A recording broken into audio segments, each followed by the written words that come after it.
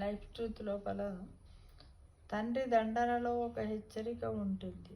అది జీవితంలో ఎదురయ్యే అడ్డంకుల్ని సులభముగా దాటేందుకు సహాయపడుతుంది.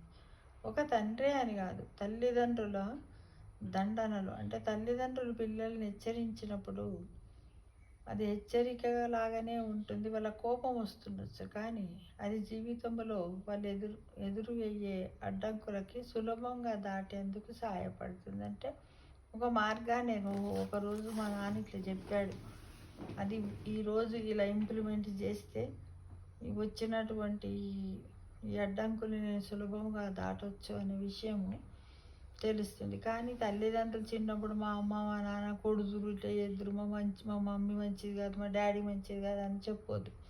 ఈ కాలంలో పిల్లలు ఏం చేస్తున్నారు, ఇప్పుడు తండ్రి జాబ్ చేసి సాఫ్ట్వేర్ బిజీగా ఉంటే హౌస్ వైఫ్ మదర్ ఉన్నప్పుడు పిల్లల్ని హెచ్చరిస్తూ ఉంటే వాళ్ళు ఏం చెప్తున్నారు, బయటకు వచ్చి పక్కింటి వాళ్ళ ముందర మా అమ్మ సొంత అమ్మ ఎవ్వరికి ఉండదు ఇట్లాంటి వాళ్ళు అని అంటున్నారు ఫ్రెండ్స్.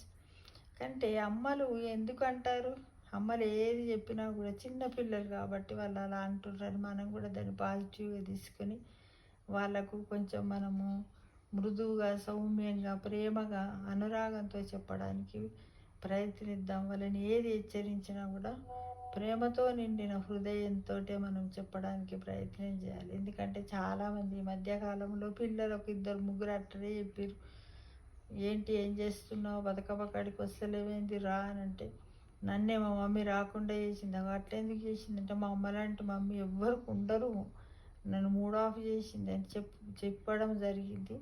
ఇలాంటి పిల్లలు కూడా చాలామంది ఇట్లా తల్లి మీద ఎప్పుడు నెగిటివ్ థింక్లో ఉంటున్నారు. కానీ ఏ పిల్లలైనా కూడా తల్లిదండ్రులను అట్లా తీసుకోవద్దు. మీరు చేసిన తప్పులను ఎత్తి చూపితేనే కదా మీరు దాన్ని సరిచేసుకొని రేపు భావి జీవితంలో ఉత్తమ పౌరులుగా ఎదుగుతారు కదా.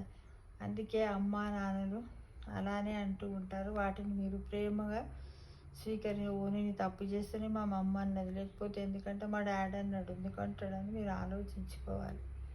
ఓకేనా? అయితే మై డియర్ పేరెంట్స్, మీరు కూడా ఏంటంటే చెప్పడంలోనే మార్పు ఉండనండి, ప్రేమగా చెప్పండి. అదే చూడండి, చెప్పడం మాత్రం ప్రేమగా చెప్పడానికి ప్రయత్నించాలని ఆశిస్తాను.